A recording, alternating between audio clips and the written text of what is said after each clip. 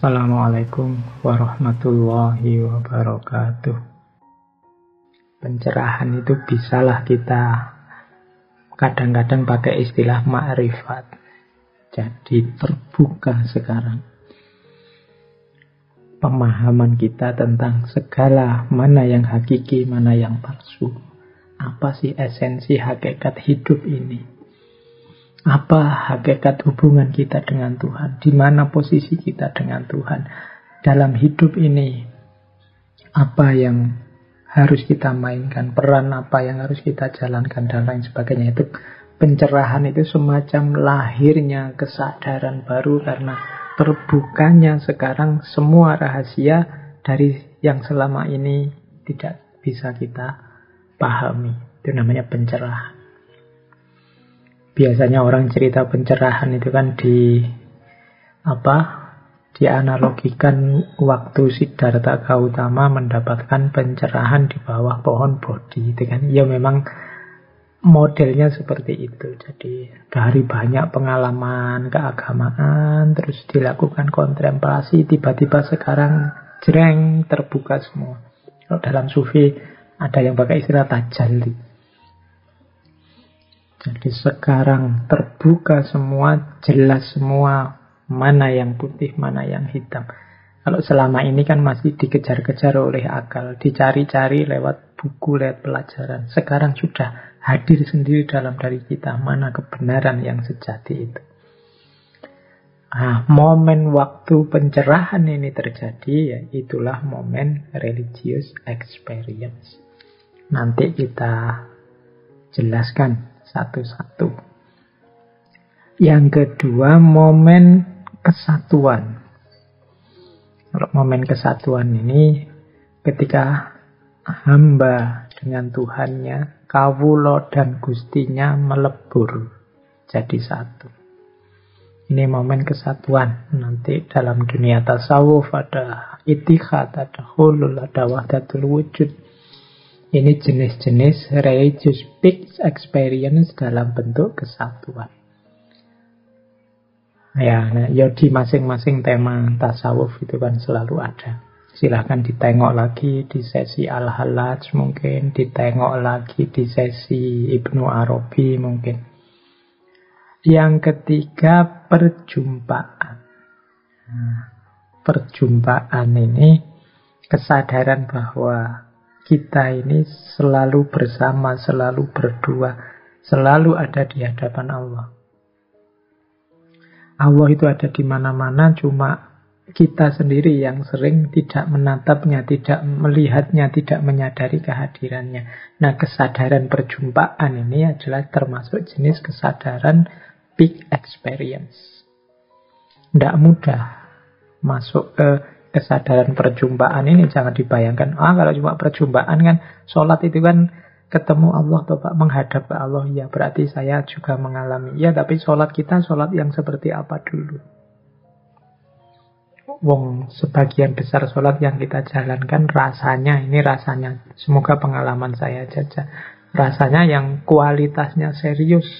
Sholat plus kesadaran bahwa kita ada di hadiratnya, itu mungkin tidak ada 10%-nya dari total sholat kita 100%. Jadi, padahal kesadaran ini adalah kesadaran yang penting. Kesadaran perjumpaan. Bahwa Allah ada di hadapan kita. Kesadaran perjumpaan ini kalau istiqomah nanti melahirkan satu akhwal dalam diri kita, namanya haya, rasa malu. Orang itu kalau merasa Allah selalu mengawasi, pasti ada rasa malu di situ. Kalau mau melakukan yang jelek-jelek, mau melakukan yang tidak pantas, yang tidak seharusnya. Itu kesadaran perjumpaan. Melahirkan khaya, malu saya. Mau curang itu loh, malu saya. Dilihat Allah. Mau teriak-teriak ndak sopan, arep misuh-misuh sakopokku aku jane. Cuengkel aku. Oh iya, tapi malu saya kalau dilihat Allah. Itu mungkin kalian membayangkan kayak kalian lagi melakukan apa terus ada CCTV-nya. Itu kan kalian malu melihat kalian sendiri di CCTV itu. Aku kok gitu ya. Nah, itu kesadaran khaya namanya. Itu lahir karena kita sadar bahwa Allah itu selalu hadir untuk kita, tinggal kita sadar apa enggak untuk menjumpainya. Itu kesadaran perjumpaan, juga termasuk jenis peak experience. Yang keempat, peak experience juga adalah kesadaran pengabdian. Kesadaran pengabdian ini kesadaran, jadi ini kalau saya mengilustrasikan seperti yang dijelaskan oleh Iqbal. Dulu saya cerita Iqbal, ada namanya kesadaran mistik, ada kesadaran profetik. Kesadaran profetik itu justru puncaknya tidak terletak saat kita berjumpa dengan Allah. Puncaknya itu terletak pada saat kita hidup dan menghidupkan kebenarannya Allah, mengabdikan kebenaran dan kebaikan yang kita yakini untuk sesama. Disitulah justru big experience-nya dalam pengabdian, dalam menuntun orang lain untuk justru mengalami pengalaman puncak yang sama. Jadi dalam mengabdikan diri.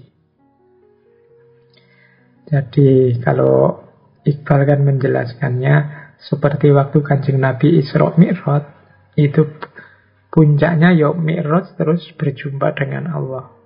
Tapi kan setelah itu Kanjeng Nabi kembali lagi karena cinta dan sayangnya pada umatnya untuk menuntun kembali umatnya. Nah, ini kan level kedua yang jenis pengabdian ini gambarannya seperti itu. Justru kebahagiaan yang sejati, wow yang sejati itu kalau kita berhasil memanfaatkan, menggunakan pengalaman puncak ini untuk kemanfaatan, kemaslahatan, kebarokahan hidup di lingkungan sekeliling kita dalam konteks pengabdian. Kalau ada orang bahagia karena kita memberi petunjuk kebahagiaan padanya. Kalau ada orang pinter karena kita sedikit-sedikit memberi apa yang kita tahu padanya. Kalau ada orang mengikuti apa yang kita lakukan dan mengalami big experience yang sama. Disitulah sebenarnya big experience yang sejati. Pengalaman puncak. Rasa puas, rasa lega, rasa kagum, rasa terpesona luar biasa yang sejati. Ada juga jenis big experience yang kelima, yaitu jenis pengorbanan. Kalau ini kepuasan, kelegaan, kebahagiaan puncak itu terjadi saat kita memberikan sesuatu, mengorbankan sesuatu untuk Allah, untuk Tuhan, untuk pengalaman puncak tadi. Itu justru puncaknya terletak pada pengorbanan. Mirip nanti ceritanya Nabi Ibrahim sama Nabi Ismail. Jadi kesediaan Ismail untuk disembelih dan kerelaan Ibrahim untuk mengorbankan anaknya. Kemudian berdua menjalankan ritual pengorbanan itu, disitulah rasa puas, rasa lega, rasa bahagia. Karena menaklukkan nafsu, hasrat, ambisi kemanusiaannya sendiri untuk Allah. Itu momen pengorbanan. Ini juga momen puncak pengalaman keagamaan. Jadi ada pencerahan, ada kesatuan, ada perjumpaan, ada pengabdian, ada pengorbanan. Kalau dilihat dari jenis-jenisnya ini ya mungkin banyak di antara kita yang harusnya sudah menikmati big experience. Hanya saja mungkin kita tidak terlalu menyadari sehingga excitednya tidak terlalu dalam. Padahal kalau kita sadar, momen-momen ini secara otomatis harusnya membuat kita bahagia luar biasa. Sekedar sholat yang khusyuk, yang sangat sadar bahwa saat itu kita berhadapan dengannya. Itu kan sangat membahagiakan sebenarnya. Itu juga jenis religious big experience. Bahkan kenikmatan ini, kalau dalam ceritanya Sayyidina Ali itu kan, satu ketika beliau kena panah. Nah, ketika beliau ingin panahnya dicabut, beliau saya tak sholat dulu, nanti kalau saya sedang sholat, cabutlah panah ini. Dan beliau sholat. Jadi keasikan sholat, kesadaran bahwa saat itu sedang berhadapan dengan Allah, itu membuat meskipun anak panah itu dicabut, beliau tidak merasakan sakitnya. Sakitnya anak panah yang dicabut kalah oleh nikmatnya perjumpaan dengan Allah. Oh, itu sejenis religious big experience juga. Ya kalau kita mungkin masih belum nyampe ke makom ini. Tapi pintu-pintu big experience itu bisa kita masuki mulai sekarang. Mungkin lewat jalur pengorbanan, atau lewat jalur pengabdian, atau lewat jalur perjumpaan. Alhamdulillah kalau bisa lewat jalur pencerahan atau lewat jalur kesatuan.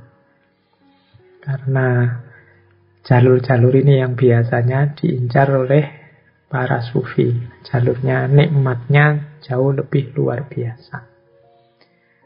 Oke, sekarang kita lanjutkan.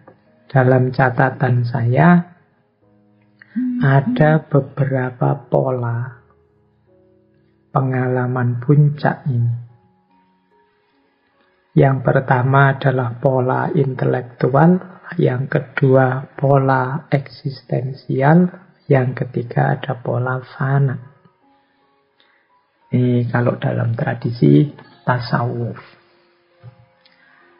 Nah, pola intelektual apa? Pola intelektual itu saya sebut intelektual karena pengalaman puncaknya biasanya disebut ma'rifat.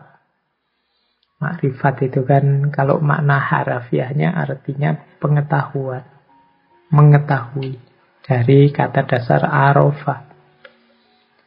Nah, pola ini pola intelektual karena modelnya tercerahkannya. Ini gaya semacam ini dipergunakan antara lain oleh Imam Ghazali. Urutannya atau istilah-istilah yang dipakai biasanya mukasyafah, musyahadah, dan ma'rifat. Menurut saya ini rentetan yang bisa sekaligus bareng. Atau maksudnya sama. Orang yang mengalami mukasyafah, ya pada akhirnya dia akan ma'rifat. Apa yang dilakukan dalam mukasyafah, ya musyahadah. Mukasyafah itu kan dari kata-kata kasyf. Jadi kasyf itu maksudnya terbukanya hijab. Makanya ada kitab Sufi kuno karya Al-Hujwiri itu yang judulnya Kasful Mahjub.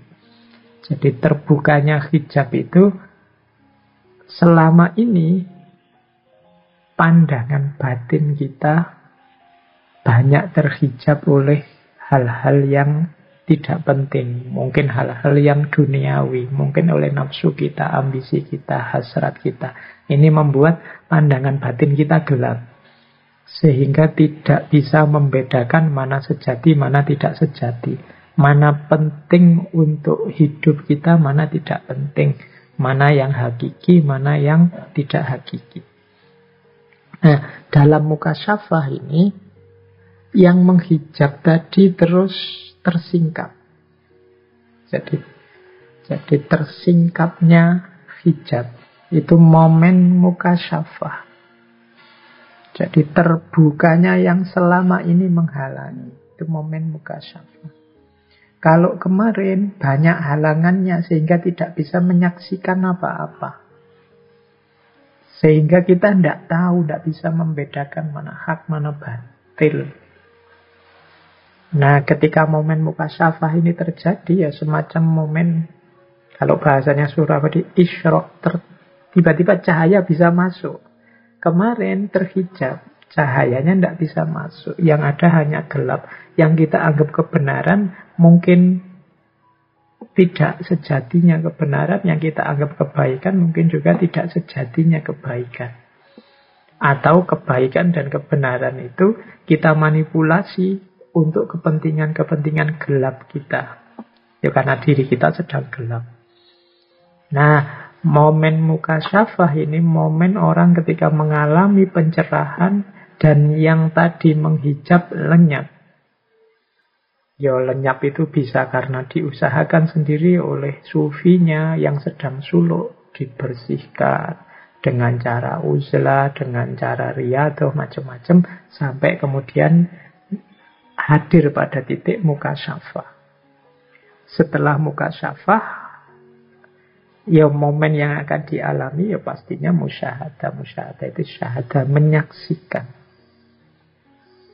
Jadi makanya syahadat itu kan artinya kesaksian. Sekarang hadirlah kebenaran-kebenaran itu.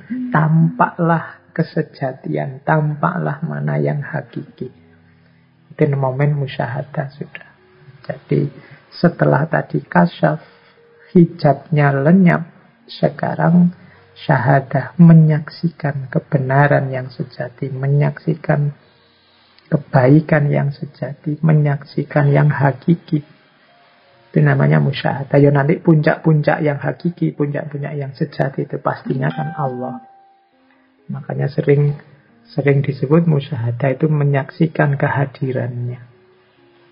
Jadi mukasyafah, musyahadah. Ya nanti buahnya orang ini karena sudah mampu musyahadah, dia mencapai namanya ma'rifat.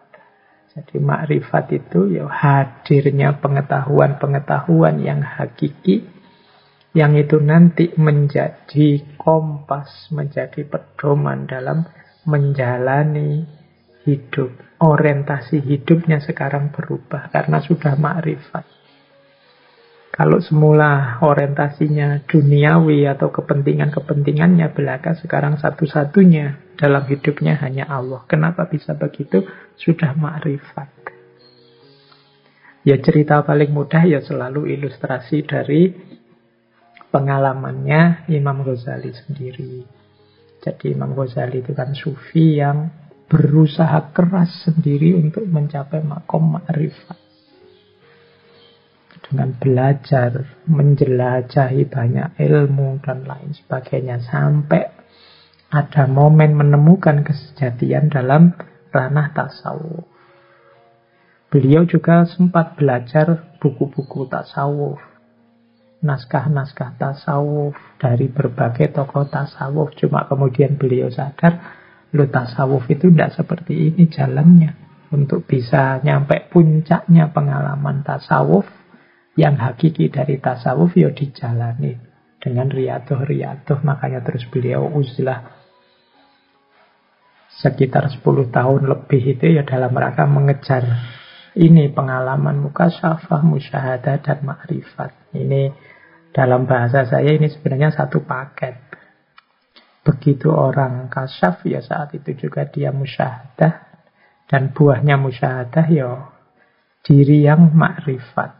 Jadi ini nyambung, ini yang saya sebut pola yang intelektual. Jadi hadirnya kesadaran baru, tercerahkannya akal budi kita bisa membedakan mana yang hakiki dan mana yang ilusi. Jadi bisa menjangkau mana yang ghaib, mana yang syahadah, itu sudah ma'rifat. Kalau dalam dunia tasawuf digambarkan orang yang ma'rifat itu yang ngerti segala sesuatunya. Apakah itu yang hakiki maupun yang ilusi. Bahkan kadang ngerti masa lalu, juga ngerti masa depan. Itu orang-orang ilustrasinya begitu. Sama dengan ilustrasi ketika Nabi Khidir tiba-tiba membunuh seorang anak kecil. Nah, itu karena beliau diberi pengetahuan tentang masa depan. Anak ini besok akan rusak dan merusak orang tuanya, yang orang tuanya ini orang baik. Nah, ini kan pengetahuan tentang masa depan. Juga pengetahuan tentang masa lalu. Pengetahuan tentang masa lalu itu misalnya ketika Nabi Khidir ikut ada tembok yang runtuh, yang dia ikut bekerja untuk menegakkan kembali tembok itu, karena dia tahu di bawah tembok ini ada harta miliknya anak yatim yang dulu ditinggalkan orang tuanya. Nah, itu pengetahuan masa lalu. Ada juga pengetahuan tentang saat ini yang orang tidak tahu, tapi dia tahu. Misalnya, waktu nyebrang naik perahu, di depan sana ada kapalnya penguasa yang merampasi kapal-kapal yang masih layak, yang masih baik. Nah terus oleh Nabi Khidir kan kapalnya terus dilubangi. Itu kan yang kejadian saat ini. Sebentar lagi dia tahu tentang saat ini, tahu tentang masa lalu, tahu tentang masa depan. Ini kan pengetahuan jenis ma'rifat. Orang yang sudah sampai di makom ma'rifat. Yang untuk sampai makom ini mengalami mukasyafah, kemudian musyahadah. Ini pola peak experience lewat jalur akal, intelektual. Ada juga peak experience yang sifatnya eksistensial. Eksistensial itu berhubungan dengan kesatuan tadi, kedirian kita sebagai manusia dan hubungannya dengan Tuhan. Ini yang saya tahu ya, ada model ittihad, ada model hulul, ada model wahdatul wujud. Hulul ada kita jelaskan di sesi Al-Hallaj. Wahdatul wujud kita jelaskan di sesi Ibnu Arabi. Silahkan dicek lagi rekaman-rekaman ngaji filsafat yang lama-lama. Biasanya yang lama-lama itu rekamannya tidak terlalu bagus. Ya tidak apa-apa, dimaklumi saja. Memang awal-awal ngaji filsafat itu kan misinya adalah belajar bersama yang hadir saat itu, bukan misi rekaman untuk didengarkan banyak orang. Jadi tidak terlalu menomorsatukan rekaman zaman itu. Sehingga kalau rekamannya jadi ya syukur, tidak jadi ya tidak masalah. Itu zaman itu. Jadi jangan dimarahi terus teman-teman MJS, teman-teman takmir kalau rekamannya banyak yang jelek ya, karena memang kesadarannya berbeda dulu sama sekarang. Kalau sekarang kan banyak yang mengikuti, kita tahu dari mana-mana beberapa mendengarkan, sehingga ya mulai mikir kalau gitu kasihan kalau rekamannya jelek mereka tidak bisa mengikuti. Kalau dulu kan yang kita perhatikan yang hadir. Jadi yang penting teman-teman yang hadir saat itu dalam ngaji bisa mengikuti, sudah alhamdulillah. Rekaman itu bonusnya.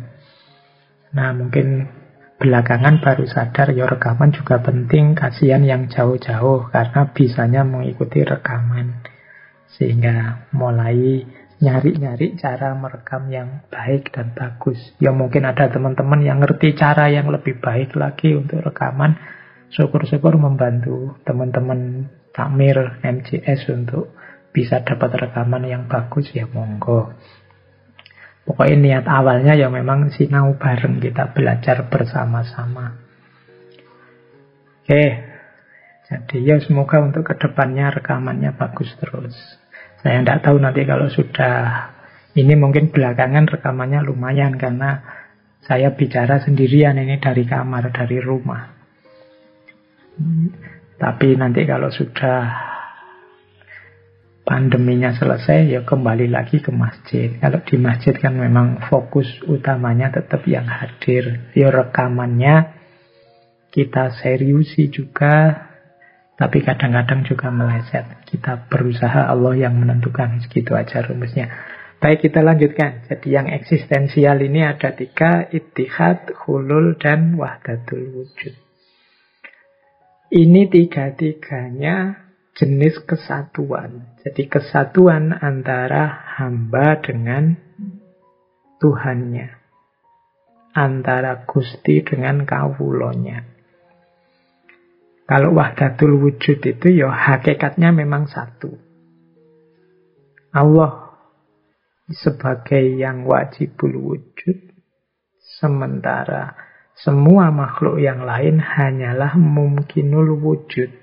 Mumkinul wujud itu dia wujudnya yang sejati itu ya tergantung pada wajibul wujud. Dia bisa ada, bisa tidak. Jadi hakikat ada kita hari ini itu tergantung adanya Allah. Karena kita hanya mungkin, Allah lah yang wajib. Oke, kita ini hanya bayangannya Allah. Kalau bahasa mudahnya begitu, kalau pakai istilahnya Suhrawardi. Jadi kita ini hanya memantulkan cahayanya Allah. Jadi ini teori wahdatul wujud. Silahkan kembali ke rekamannya Ibnu Arabi. Jadi antara mungkinul wujud dan wajibul wujud itu ya dipisah juga tidak bisa. Wong kita tergantung pada Allah kok ada kita itu. Jadi hakikatnya kita satu. Cuma banyak orang yang tidak sadar kesatuan ini. Dianggapnya manusia itu punya kekuatan sendiri, punya daya sendiri, punya pikiran sendiri, punya. Tidak. Kita itu adanya apapun dari diri kita itu tergantung pada Allah. Itu konsep wahdatul wujudnya Ibnu Arabi. Ini yang saya sebut jenis kesatuan. Kesadaran bahwa kita ini adalah bagian dari diri ketuhanan yang satu. Itu kesadaran wahdatul wujud. Kesadaran bahwa kita ini hanya sementara. Pada saatnya kita akan lenyap. Sekarang ada kita, itu pinjaman dari yang wajibul wujud. Itu yang semacam ini namanya wahdatul wujud. Nanti ada ittihad, ada hulul. Ini juga dua proses kesatuan. Bedanya apa? Ini dua-duanya sama-sama kesatuan. Menyatunya antara hamba dengan Tuhannya, kawula dengan Gustinya. Kalau hulul, itu dari kata-kata halla. Ini teorinya Al-Hallaj. Halla itu menempat. Jadi, kalau hulul itu Allah yang menempat dalam dirinya manusia. Halla. Allah masuk ya. Kalau saya pakai terminologi fisik, menempat itu kan sebenarnya fisik. Terus orang mendefinisikannya terus jadi fisik. Wah, berarti ini musyrik, ini Allah masuk. Enggak. Ini memang ineffable, susah dijelaskan. Jadi hadirnya Allah dalam dirinya manusia. Makanya kan ayatnya itu kan wa ana aqrabu ilaihi min hablil warid. Aku lebih dekat dengannya daripada tulang leher, daripada urat leher. Itu kan sangat dekat. Karena Allah itu ada dalam hakikat diri kita, batin kita yang paling dalam. Itu kan teori-teori kedekatan Allah dengan hamba. Jadi hulul itu situasi ketika Allah hadir dalam diri kita. Karena dalam diri kita ada unsur nasut, ada unsur lahud. Dalam diri kita ada unsur manusiawi, namanya nasut. Yang ini sering jadi hijab. Tapi yang paling dalam diri kita ada unsur ilahi, namanya lahud. Nah, agar diri kita ini kompatibel dengan Allah, sehingga Allah bisa hadir dalam diri kita, ini teorinya Al-Hallaj. Maka perlu kita singkirkan nasutnya dan biarkan Allah hadir dalam diri kita yang sudah jernih, sudah bersih dari unsur kemanusiaan, tinggal unsur ketuhanan lahudnya saja. Nah, ini namanya hulul. Beda lagi sama ittihad. Ini kalau ittihad dari Abu Yazid Bustami.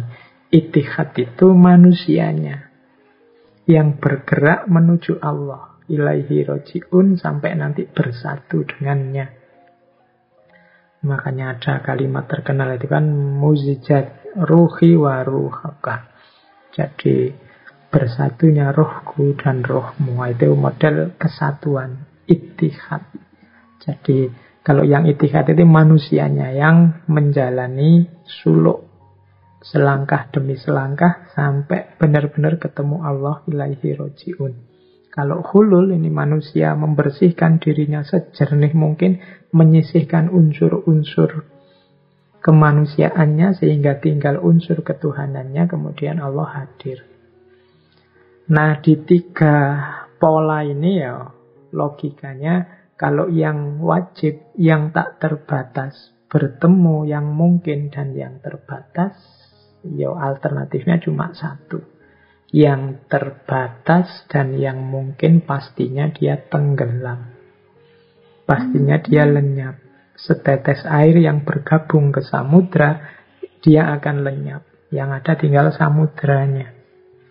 Itulah mengapa di momen peak experience, pengalaman puncaknya para sufi dengan model ittihad, hulul, wahdatul wujud ini, tadi saya bilang ini pengalaman excitement luar biasa, pengalaman wow, dan ciri-ciri yang lain di depan tadi.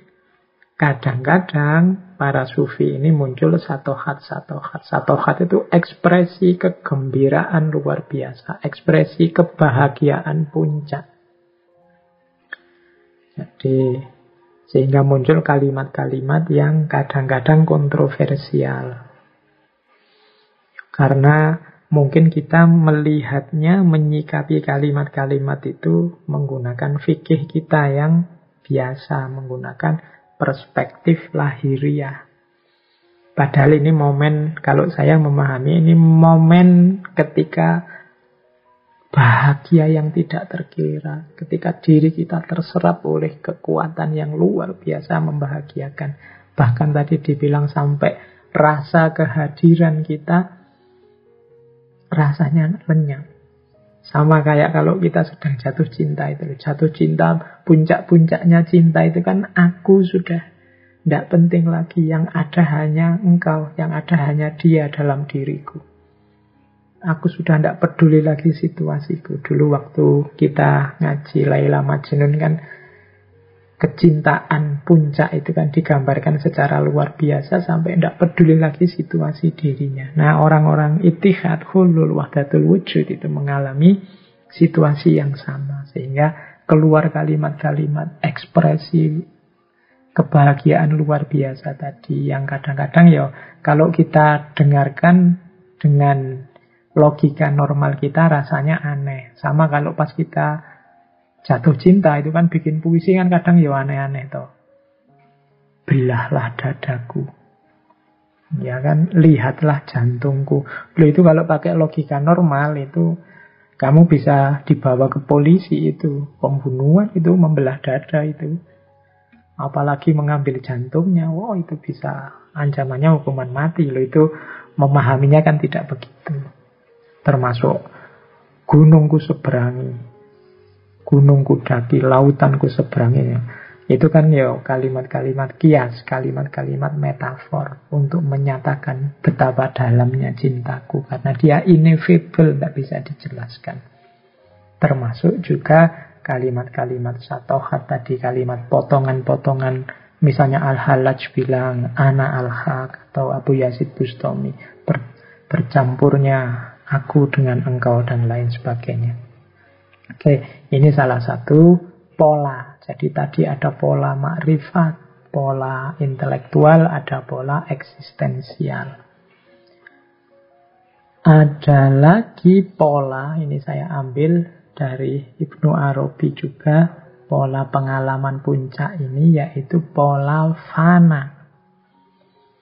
Nah, ini pola fana, ini pola yang agak berbeda. Jadi pola fana ini pola melenyapkan diri. Kalau tadi kan pola kesatuan diri. Kalau ini pola pelenyapan diri. Jadi justru dalam pengalaman puncak, pola pelenyapan diri ini satu-satunya yang tersisa hanya Allah saja. Diri kita sampai ke level yang paling ghati, hakiki itu sudah tidak ada. Nah, ini kalau teori dari Ibnu Arabi, step-step fana, nah, itu tidak ujuk-ujuk kita langsung diri kita lenyap. Jadi ada tahapan-tahapan suluknya untuk kita sampai pada hanya Allah saja yang tersisa. Nah, yuk kita lihat sebentar ya pandangannya Ibnu Arabi ini. Jadi yang pertama adalah fana'an mukhalafat. Fana'an mukhalafat itu yang harus kita lakukan pertama adalah sirna dari segala dosa dulu. Membersihkan maksiat-maksiat. Jadi lewat jalur takwa dulu. Menjalankan perintahnya, menjauhi larangannya. Titik akhirnya apa? Fana anil mukhalafat. Jadi semua yang Allah murka, semua yang tidak disukai Allah, semua dosa kecil atau besar, semua maksiat kita tinggalkan. Nah, ini level paling dasar. Fana anil mukhalafat. Segala yang berjenis ketidaksetujuan, pembangkangan kepada Allah, kita jauhi. Nah, ini level pertama. Ya, kalau ini saja belum lulus, ya susah kita naik ke level kedua. Jadi level pertama ini membuat kita jadi orang benar, jadi orang baik. Loh, padahal kadang-kadang untuk jadi orang benar, jadi orang baik itu kan puncak tujuan kita. Tapi di pola fana ini, itu awal. Jadi awal perjalanan itu jadi orang benar, jadi orang baik. Sirnanya segala dosa. Setelah itu naik satu level. Fana an af'alil ibad. Jadi sirnanya segala tindakan hamba. Nah, kalau yang kedua ini lebih tinggi lagi, lebih dalam lagi. Apa yang kita sirnakan? Tindakan. Maksudnya sirnakan tindakan itu bukan kok kita tidak ngapa-ngapain lagi.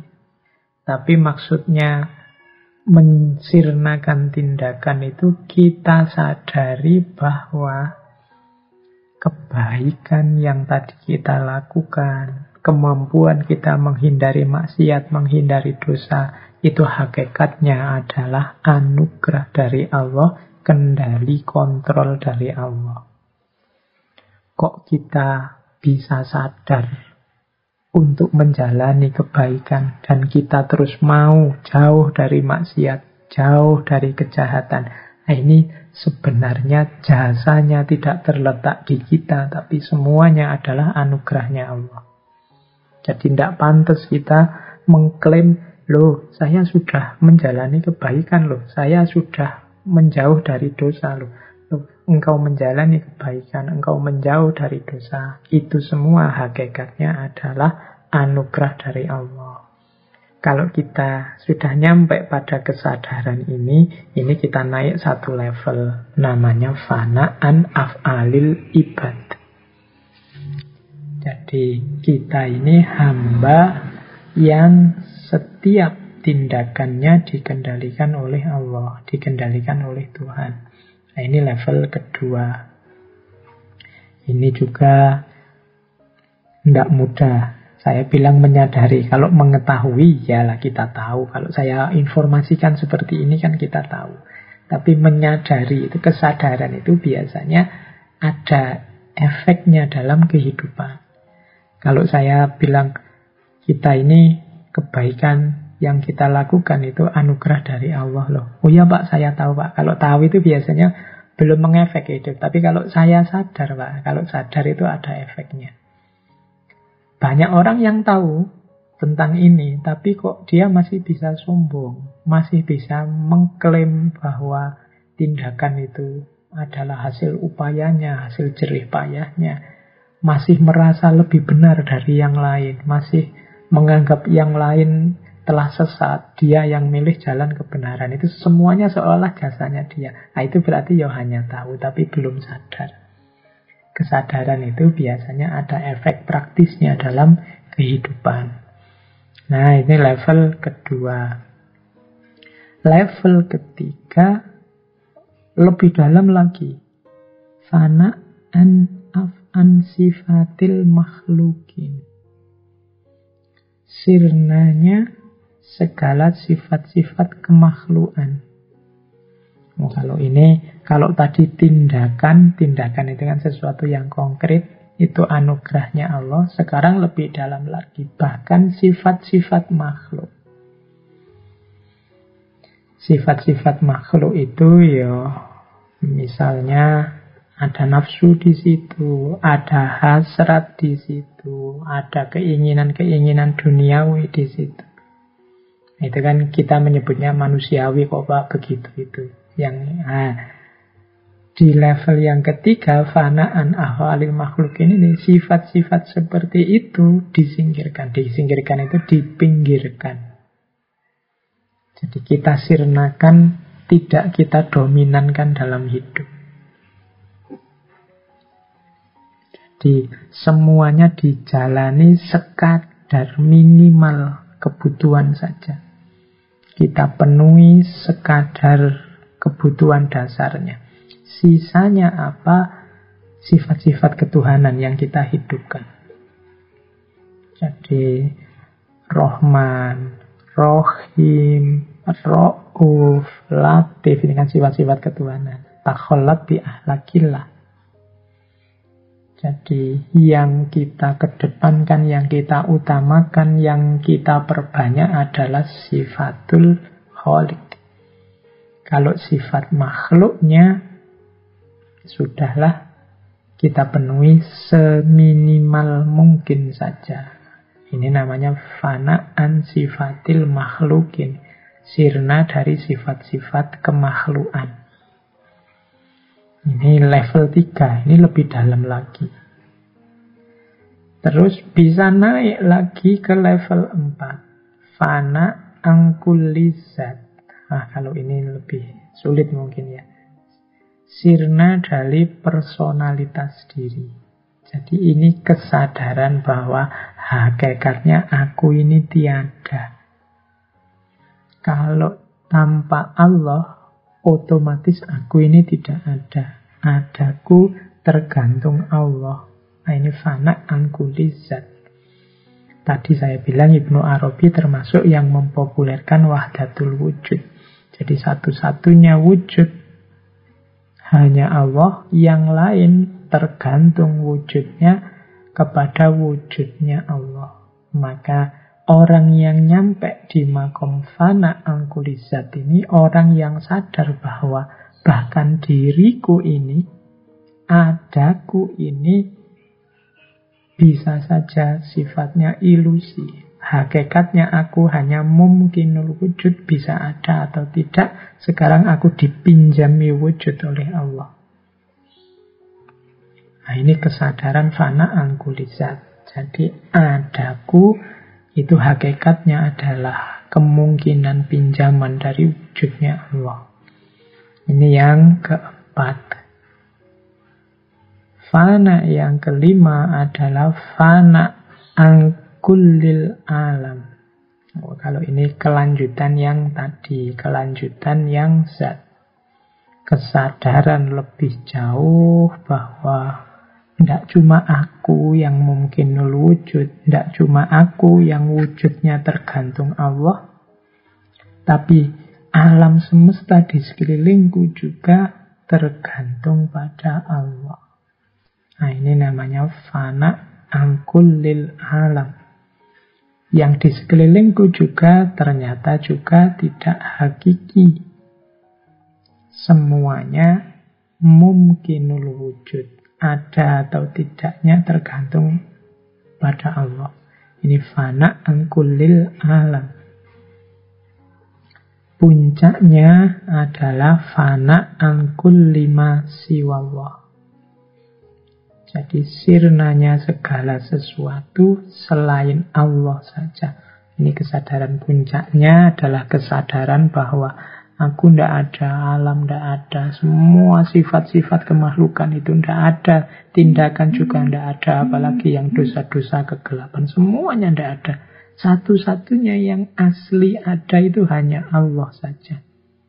Itu fana'an kulli ma siwallah. Ini pengalaman paling puncak, berarti pengalaman merasakan bahwa Allah adalah satu-satunya. Segalanya itu tidak ada. Kalau pakai bahasa Jawa, segalanya itu hakikatnya adalah kekosongan, suwung. Isi satu-satunya hanya Allah. Oke, jadi ini namanya pola fana. Jadi dari kelenyapan, semuanya dilenyapkan sampai satu-satunya yang ada hanya Allah. Makanya fana itu Kalau dalam dunia tasawuf, misalnya dalam gagasannya Abu Yazid Bustami selalu dijejer dengan baqo. Jadi fana itu lenyapnya semua makhluk dan baqo itu tetapnya Allah sebagai Tuhan. Fana, baqo. Nah ini pola peak experience yang model fana. Jadi ada peak experience model eksistensial kesatuan seperti ittihad hulul wahdatul wujud, juga ada model intelektual, model ma'rifat, mukasyafah, muzahadah, dan lain sebagainya. Nah, ini belum saya jelaskan model perjumpaan, pengabdian, pengorbanan, itu ya pola-pola yang lainnya. Tadi sudah saya singgung sedikit. Yang penting inilah puncak pengalaman kita dalam beragama. Oke, waktunya sudah mau habis. Saya tambah satu saja lagi, yaitu jalan menuju religious peak experience. Bagaimana caranya biar kita sampai pada pengalaman puncak tadi. Ini kalau dalam tasawuf namanya suluk. Ini suluk itu dari kata-kata salaka yasluku. Dan dia artinya berjalan. Jadi suluk itu berarti menempuh perjalanan. Kalau dalam Islam ya arahnya jelas, perjalanan itu ilaihi. Meskipun awalnya juga Allah, dari Allah menuju Allah. Makanya inna lillahi wa inna ilaihi. Jadi kita itu dulunya berasal dari Allah, kemudian dihadirkan ke dunia untuk kembali menempuh jalan menuju Allah. Karena tempat kembali kita ya lagi-lagi Allah. Jangan sampai kita salah tempat kembali. Maka kita harus melakukan suluk, perjalanan yang benar. Oke. Secara umum, kalau dalam tasawuf, ya perjalanan itu modenya adalah menempuh makomat, makom-makom. Nanti setiap sufi punya konsep sendiri. Makom itu seperti terminal-terminal yang harus dilewati. Yang di tengah perjalanan nanti mendapat anugerah dari Allah sebagai fasilitas dalam perjalanan, namanya akhwal. Akhwal itu kondisi jiwa. Jadi kondisi jiwa anugerah Allah karena kita menempuh perjalanan dari terminal ke terminal tadi. Misalnya kondisi jiwa yang uns, kondisi jiwa yang lembut, kondisi jiwa yang mahabbah, penuh cinta, dan lain sebagainya.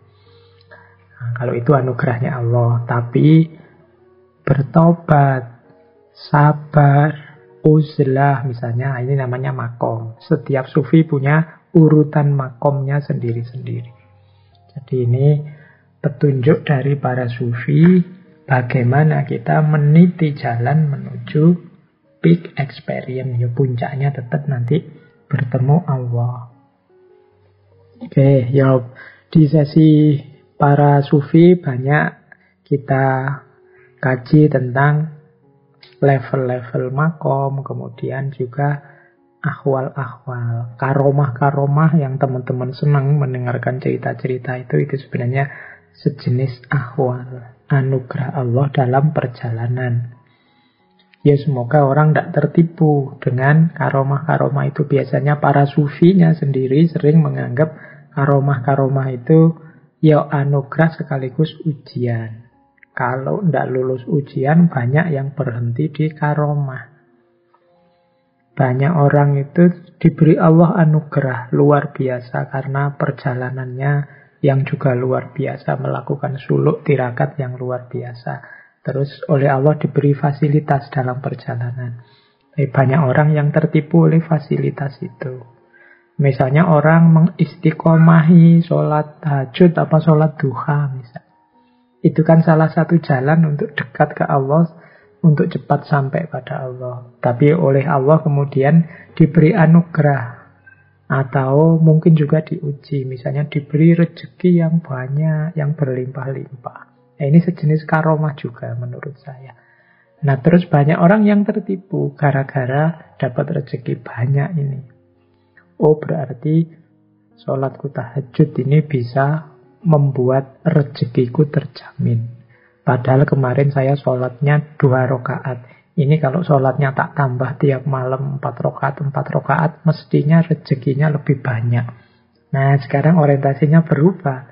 Kalau tadi semula lillahi ta'ala, sholat demi dekat pada Allah, sekarang sudah biar dapat rezekinya tambah banyak. Nah, ini yang saya sebut ujian-ujian dalam suluk, dalam perjalanan. Oke, ringkes saja ya saya bawa malam hari ini pola umumnya suluk jalan menuju pengalaman puncak. Ini saya pinjam teori, kalau filosof itu filosof klasik sekali yang teorinya nanti dipinjam juga oleh Surawardi, yaitu Plotinus. Di jalan menuju peak experience itu ada 3. Yang pertama purgativa, yang kedua kontemplativa, yang ketiga illuminativa. Purgativa itu penyucian diri. Ini nanti bentuknya ya model-model tirakat, dengan puasa, dengan uzlah, dengan qanaah, macam dalam rangka membersihkan diri. Jadi biasanya nanti para guru, para mursyid itu menyarankan apa yang harus dilakukan, apa yang jangan dilakukan untuk membersihkan jiwa, membersihkan diri.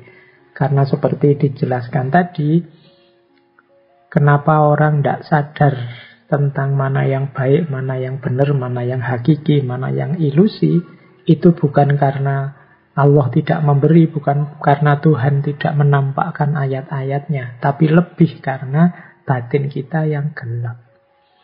Sehingga tidak bisa menyaksikan itu, tidak bisa musyahadah. Berarti apa? Jalan keluarnya adalah purgatif, penyucian diri. Bersihkan diri kita, kosongkan dari yang jelek-jelek, yang merusak, yang jahat, yang maksiat. Kalau dalam tasawuf namanya taholli, kosongkan.